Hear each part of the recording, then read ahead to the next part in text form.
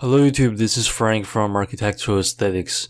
Starting from today's video, we're going to start a new series where I share with you guys my Android developing learning journey. And to avoid this series from interfering with other strictly architecture related content, I'm going to keep publishing this series on Fridays, whereas other content comes out on either Wednesdays or Sundays. So double weekly upload from now on. In today's episode, we're going to look at how to build a filterable list of custom objects using the ArrayAdapter class. Now first, let's take a look at the final product. As we open up the application, we see this list of architects with their portrait, name, period, and nationality displayed in this very clean layout.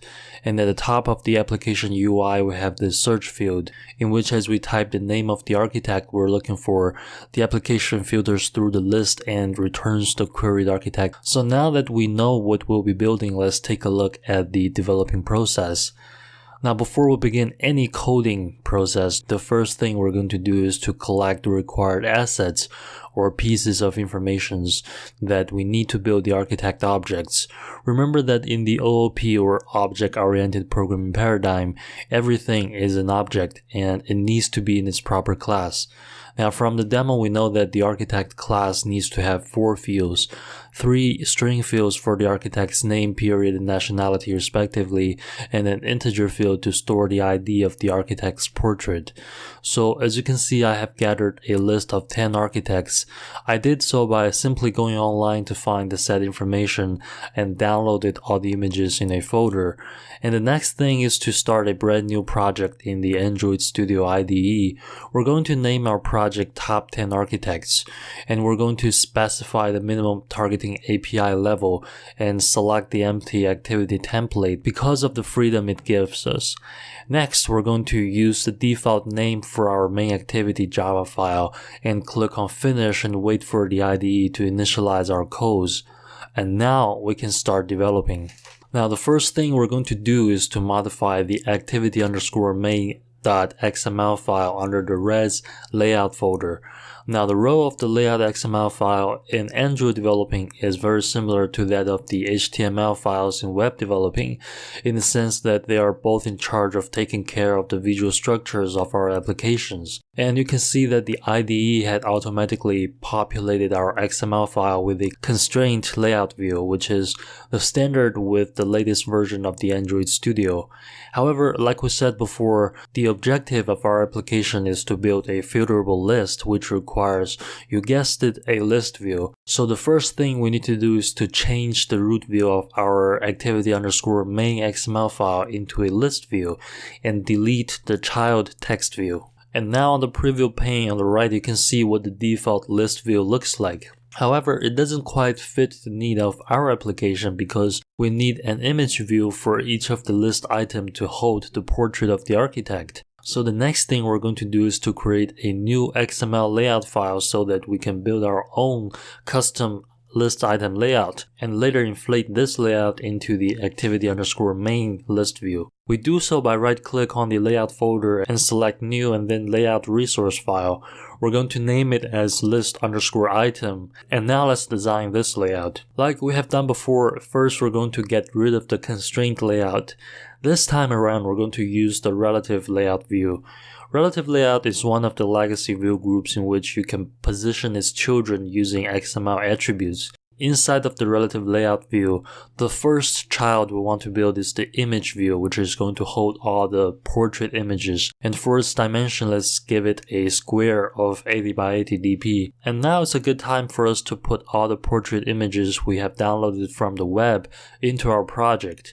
We do this by navigating to our res and then drawable folder by right-clicking on it and select show in Explorer, and then we just cut and paste all the 10 images into our drawable folder. To use one of the portraits as our placeholder for the list_item image view, let's specify the Android::src attribute to the value of the image ID of the portrait of Frank Lloyd Wright. by using the syntax of @drawable / the name of the image file. And you can see that the aspect ratio of the image doesn't quite fit the square. So let's specify the value of Android scale type attribute to be center crop. And after that, we're going to need some text views to hold the architect's name, period, and nationality. We do so by first creating a linear layout, which is yet another legacy view group that spreads its children content linearly. And inside of this view group, we declare 3 text views, give the linear layout an orientation of vertical, and use the tools :text attribute to drop in some placeholder text and give all the views their proper ID names. After we have taken care of the XML layout files, now we're going to build our custom architect class. We do so by right-click on the Java folder and then select New Java Class. Let's name it Architect and then click OK. Inside of our Architect class, the first thing we're going to do is to declare all the fields or variables. Keep in mind that one major concept of the OOP paradigm is encapsulation, as in it's in our best interest to declare our variables as private and then use public getter methods to get their values. And the naming convention dictates that all private variables names start with a lowercase m. After the declaration of all the variables, let's write our public constructor, which is going to help building our architect objects by taking 4 arguments and assigning them into the 4 private fields.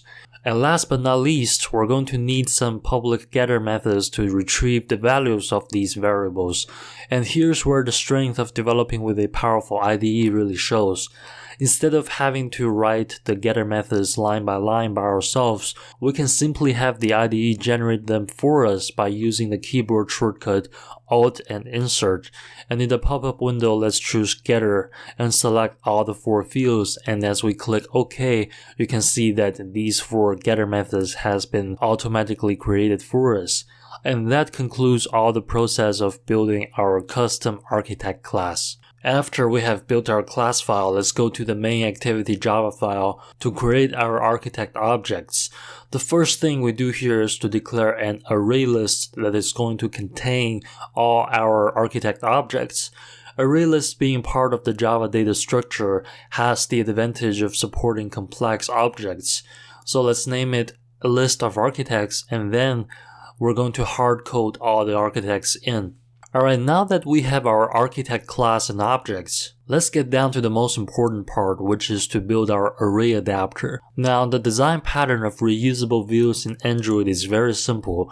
The first thing we need to do is to build a root view that supports an adapter, and the second thing is to build the adapter and feed it the data we need to display, and the third thing is to plug the adapter to the view. With that said, we're going to create a new Java file in the Java files folder and name it as architect adapter. And on the same line as the class name, we need to use the keyword extends to inherit from the parent class ArrayAdapter and specify that this adapter is going to take data in the form of architect objects within the angle brackets. And then for the sake of expediency, we're going to hit Alt and Enter on the error prompt to let the IDE build a constructor for us. We're going to select the one that takes 3 arguments: context, resource, and a list of objects. Next, we're going to hit Ctrl and O to override the most important method in this adapter, which is the getView method. Within the getView method, we're going to declare a local variable called listItemView and assign it to the convert view from the argument of the method. And because when the adapter is first loaded, there isn't going to be a convert view, we need to use an if statement to inflate the list_item XML file if the convert view call returned a null reference. And from here, the design pattern is to grab the values from the current architect object and swap the corresponding fields of the list_item view to the set values. So we use the method findViewById, which is the bread and butter for Android developers when it comes to grabbing elements, and use the setText or setImageResource methods to swap the values. And at the end of our getView method, we're going to delete the default return statement and return the listItemView local variable we have declared instead. Then in the main activity Java file, we're going to feed the list of architects array list to the architect adapter using the constructor, and finally plug the adapter to the list view by using the setAdapter method. And now let's test it on our virtual device. You can see that the 10 architects show up on the screen. Alright guys, so this video is already long enough. I'm going to cut it here and I will show you the process of implementing the filterable functionality in next week's episode. So stay tuned and subscribe to the channel, and I will see all of you in the next video. Bye bye.